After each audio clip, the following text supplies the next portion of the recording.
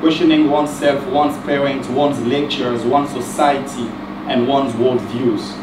Critical thinking agitates our comfort zone. It makes us understand that progress and comfort are mutually exclusive. Critical thinking makes us understand that progress and comfort have nothing in common. Critical thinking kills procrastinations and inertia. It does not let ourselves be defined by our circumstances. Critical thinking makes us understand that there is only one life, one moment, one opportunity, one chance, one body, and one brain. And you've got to ride that brain until the wheels fall off. To my second count is how being on this project has impacted me personally. During my journey here to UWC, I was emotionally beaten up every single day. I didn't have so much self-esteem to my account. Some lecturers and students made fun of me because I failed to understand what they did or at the same pace as they did. And for that, my whole being was reduced to shame. I felt unwelcome. I felt that the lecturer were up here and I was up and down there. The repercussion of thinking, the repercussions of what I went through will start coming up in my daily life. So every time you go to a class and you cannot answer a test question, you cannot answer an exam question, sometimes we think like it's because of where we come from. A simple question in a paper which cannot be answered can actually create or can actually bring up a lot of emotions that have been in dormant state for a very long time. And this is one of the reasons why a lot of us drop out. We just cannot deal with those emotions and the failures and the lack of non-acceptance at university. It made us understand in the workshop, I actually understand that we were not the repercussion of things our family did. It made us understand that we were not the noisy voice inside our head. It made us understand that we were not life's broken pieces. Neither we were not the consequences of mistakes that we have endured.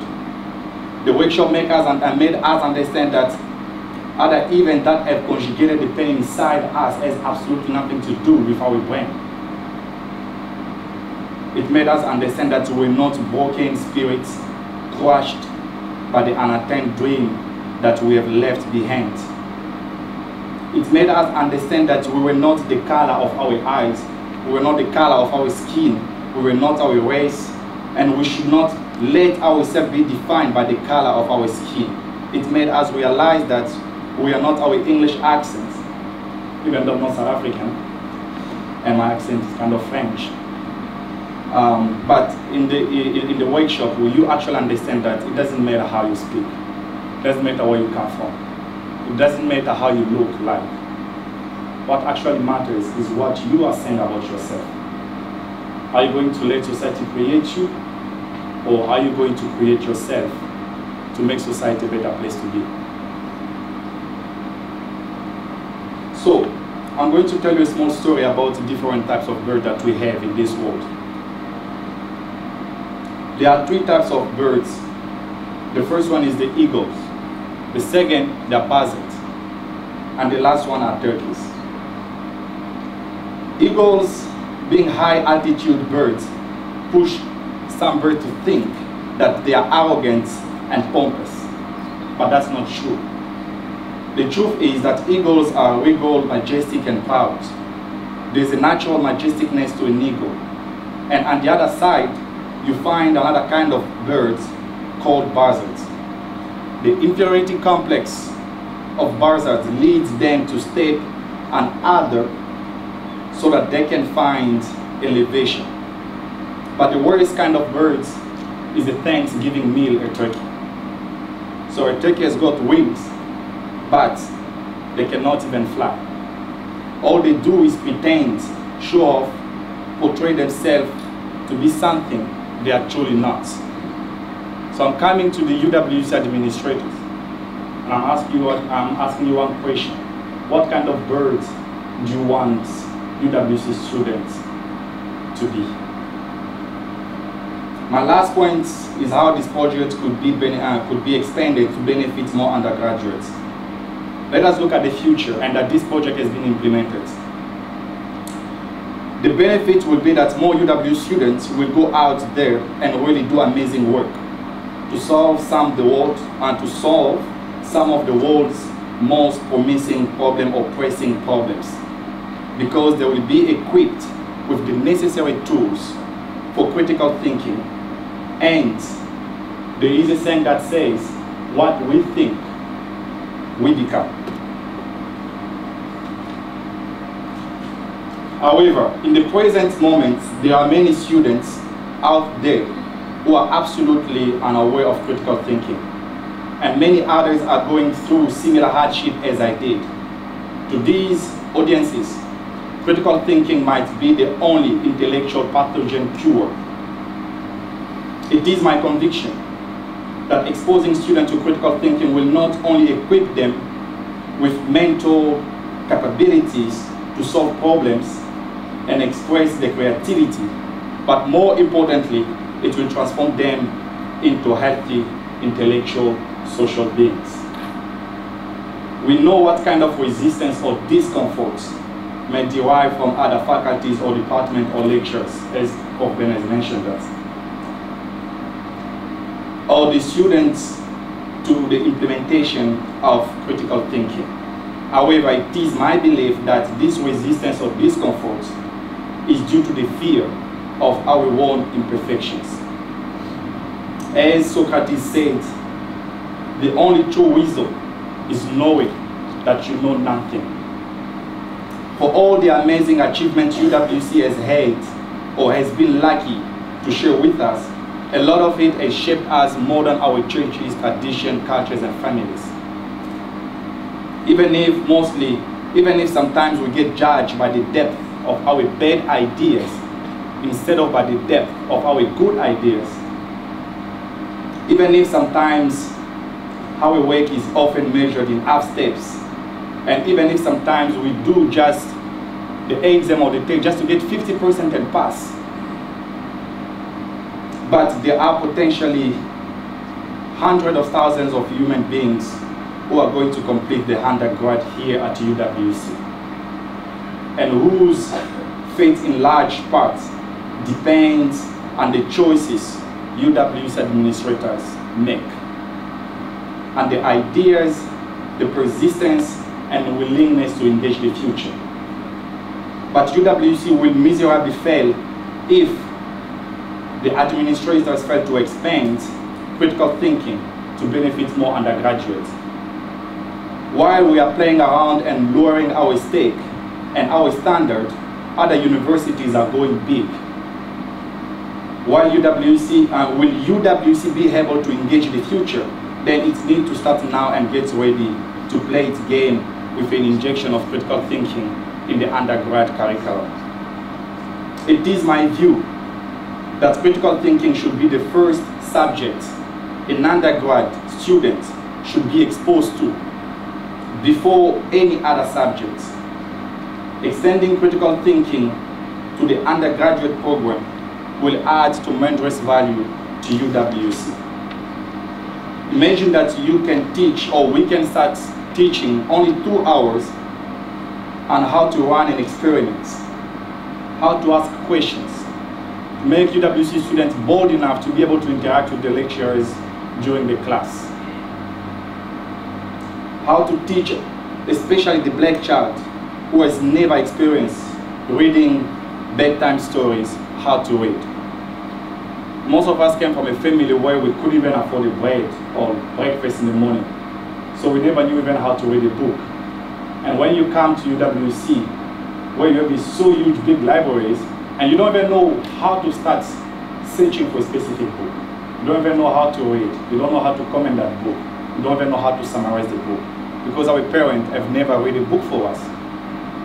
But we found ourselves at universities because we have to be here. But do we need to be here without the capacities and abilities to embrace university life? Of course, some other kids, they have had that easily. They know how to read a book, they know how to summarize it. But I appeal to lecturers to understand that there are some of us who have never experienced a reading bedtime story. To conclude, I would say this.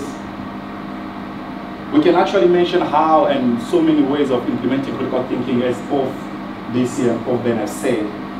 But we all know that the benefit will be that UWC will then become maybe the top African university. We've got to dream big if we want to become big. That is my dream, and it's my humble opinion. This collective dream will become real only through the extension of critical thinking in the curriculum of the undergraduate students. Thank you for your time.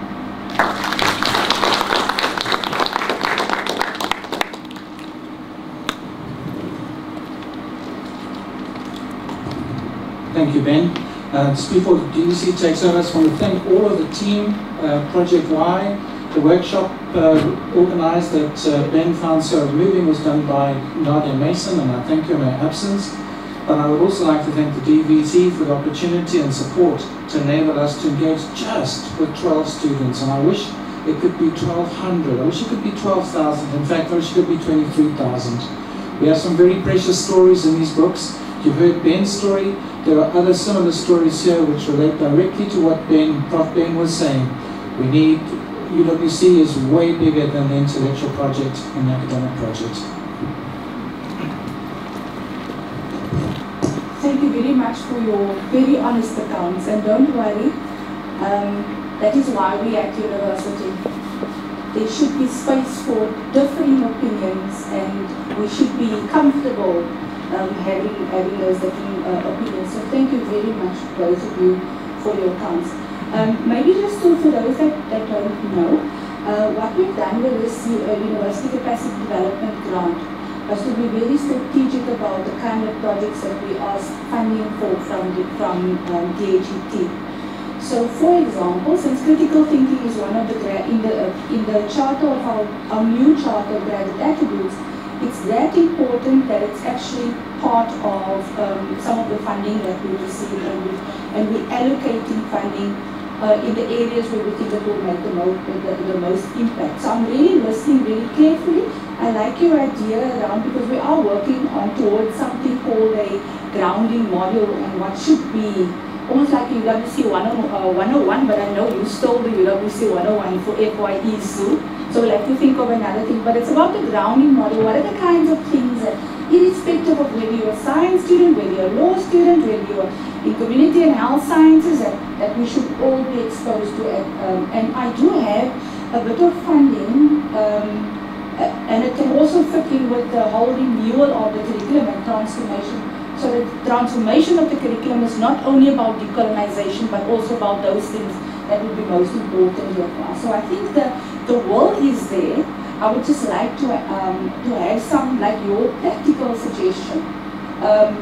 If I can maybe just open to the floor, if there are a couple of you that have a practical suggestion as to what we can do, then I can have a look. And if we can have a few champions, then hopefully we would be able to add 1,200 or 2,000 and so on. But since we are at the stage where, fortunately, we also have a new curriculum specialist in academic planning unit. We've recently appointed him, and he's not here today, Odwa Matunishi. But that will be one of the things around our principles for curriculum, and then building a grounding model that will be uniquely. I, for example, feel that everybody should be exposed to a bit of philosophy. And whether it's the philosophy of science or the philosophy, the jurisprudence that underlies, say in law, for example, and that would also go some way. And then one thing that you mentioned that I was immediately thinking of was how do we expand our writing center to not just be about writing, but about reading and writing. And that's something for us to, as a Senate Teaching and Learning Committee, also grapple with. But I'm not going to give all the suggestions. I'm already thinking how I'll be able to spend this money to get more people involved. So, any suggestions from your side? Or comments? Okay, we have a roving mic somewhere.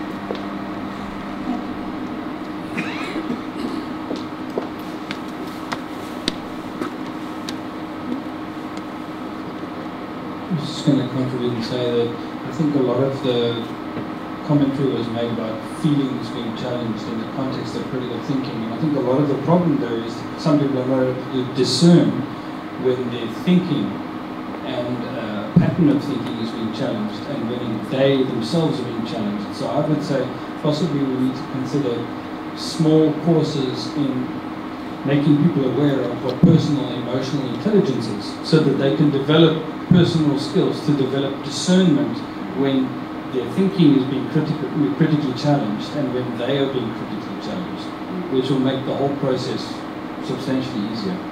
I think all academics need that training too. Emotional intelligence.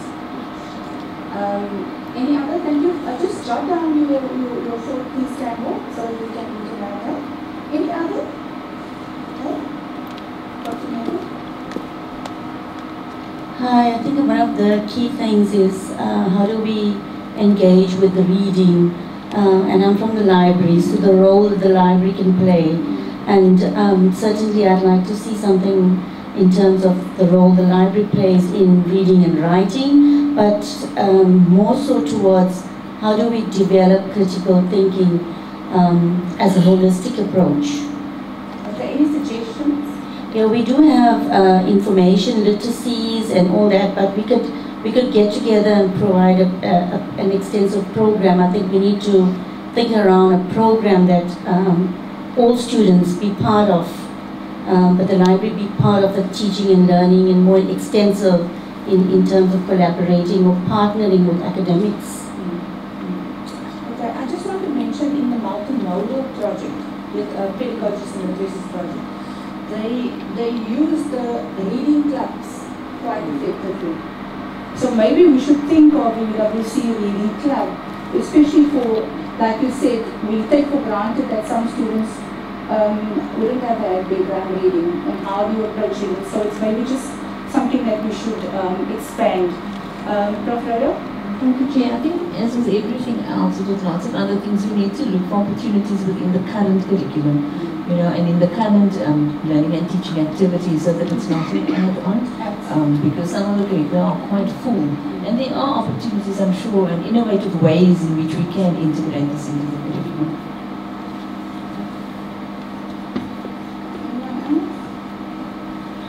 Can I make a comment? Yes, sure. Hi everyone, my name is Andre, Daniels from Digital Media. I just want to make a comment, especially on the notion of the Caring Institute. Now we do a lot of input with first academics at the induction course, and we grapple with the notion of, you know, the ethics of care, and also with graduate attributes. And one of the things that we've always said is, like, you know, it's kind of challenging and difficult to teach about things that we ourselves don't possess. And the whole notion about caring, and I think the issues that, you know, how do we show students that we care and neglect our own caring? That's one thing. And so sometimes in this current context, we don't always know what caring looks like. And so I think it's maybe a challenge for the institution itself, is so that we can, you know, Ben also made known this thing about experiencing. So it's one thing having courses and trainings on it, but you actually got to experience caring. And so I think it's very important for the institution to be able to show us what does that caring look like within our current context before we can show students, in fact, what that actually looks like. You would recall yesterday we actually spoke about that. We had all these elements that either inhibit or advance success in students. And one of the things that came up yesterday, Sue, correct me if I'm wrong, but we had there the psychosocial and the well-being and those kind of things. And that's why we made the point yesterday that student success should be everybody's business. It's not just academic support. Academic support alone won't be enough. Even if we expand the tutor program to reach everything, if we don't take care of those other factors, and there are quite a lot that we actually plotted yesterday, which you would have an opportunity to contribute to as well. Brighton.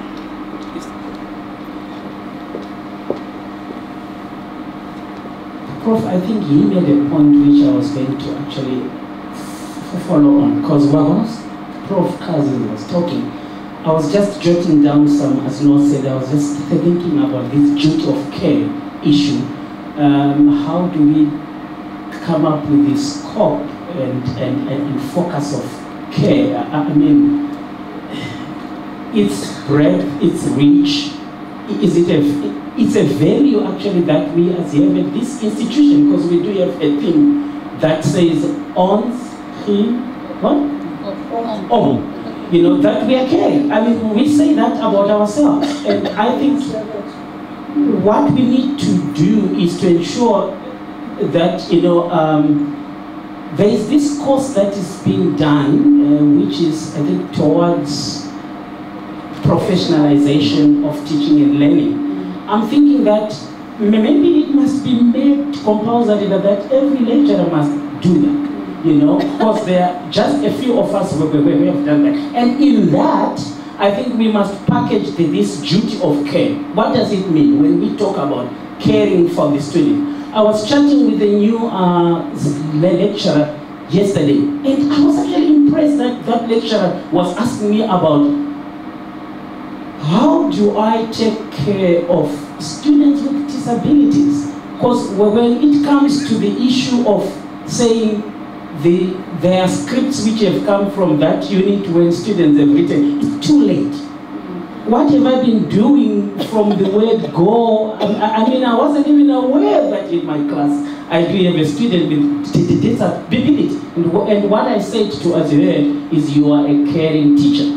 And I'm thinking, can we embed that in that course and make sure that everybody takes part in that? So we identify common values at our institution. Caring is one of them.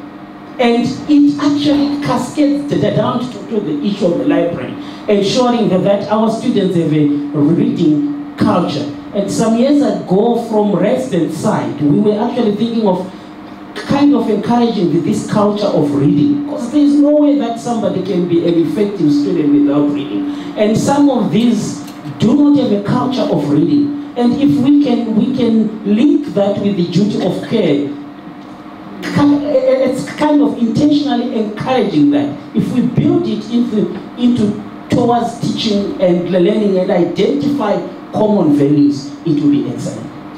You've written that down now? Yes, I did. Okay.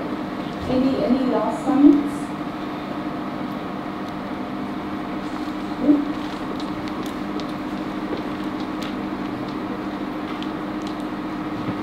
Thanks. When I was lecturing undergraduates quite a long time ago, I've been working with postgraduates since 1999 or so. But you know, we'd have these big classes, like twice the size of this, 300 undergraduates in a lecture, and when it got to half time, half of them would leave. I don't know why, but they would just like walk out. So it was quite discouraging as a lecturer. Like, you obviously don't have the students' attention. So I thought, what on earth can we do about this? And there's this notion of, you know, the lecturer is there to provide information and the students write notes. And whether they read or not is another matter. But clearly it wasn't very exciting. There's very little interaction, and with a hall full of 300 students, what can you do? And it's tiered like this, you know, it's not like we can sit around tables or anything. So I said, well, okay, let's, I pulled a trick on them actually. I said, okay, now we're going to discuss a question, and I want you to discuss with one of your neighbors, or two of your neighbors. And this is likely to be an exam question, which it wasn't, but I just said that because it got them going. And hey presto, the students, 5 minutes, they were discussing a question, and they got very animated. They were sitting, engaging with each other about the issue. I mean, maybe some were talking about football or something, I don't know, but they seemed to be discussing the real issues. And then immediately, when the lecture went on and I asked the question, immediately there was more involvement. Hands went up. And I started to do this repeatedly through the lecture. And now it's a standard practice. And I mean, even now, I would have said, okay, ideas, but let's spend 2 minutes talking to your neighbor, or two of your neighbors. And let's get that interaction going. That's obviously often where good ideas come from, interacting with others. It's a very small thing. So my suggestion is training all lecturers in what I would call critical pedagogy. In other words, you know, it's not just about a flow of information. Yes, there is information, but a lot of it is in text which students should be reading. It's really that interaction. And I'm sure what I'm talking about is, you know, just one of many, many things one could be doing. So I've got it there, but I mean, the old model of a one-way flow of information is surely gone. It doesn't work, it's not good. Surely we should all be involved in a revolution in how we do things as an institution. See, the new lecturers at the moment are lucky in the sense that as part of the contracts, it's compulsory for them as part of the probation requirements that they attend. But we need to find a way in which we can get, at least take this advisedly, how you can teach old dogs new tricks to get people more enthused about, especially things such as active, what you mentioned was active learning, and also authentic learning, which is part of our graduate attributes. Any other comments? And if you feel shy, do speak to your colleagues when you leave. There should still be coffee there, and then before you leave, just make sure that you put it in the suggestion box, please. My name is Kobe Eko. I teach anatomy. Yes. And from my, first of all, what I would like to say is there should be subject-specific critical thinking, which can be captured maybe the faculty members in each department can sit together and come up with something. Then there should be the broader perspective, so that when we have students with maybe medical bioscience degree, graduate, they should be able to think beyond their subjects. And that should be captured maybe in a more broader program, so students can be taught that in either an introductory program, which should be a generic thing for all students in the university. In the case of subject-specific practice, what I've done in the past, or in my practice, in my teaching practice, is to ask students, for instance, why do veins or arteries differ in the way they are represented? What makes them different? And why do they have the names they are called? So I derived some of those, the knowledge from what happens even in society. I talk about, for instance, cerebral arteria. Why is it called arterial and not vein? So I apply my knowledge to what is found around us. And I ask questions about why is the heart shaped the way it is? Why do the eyeballs, why are they shaped the way they are? You know, so I make sure students think. I do what I call think and share. 1 minute or 2 minutes, think about this, and then I'll get feedback from the class. So some of these things are subject specific and can be incorporated, as Prof has said, during the course of the lecture.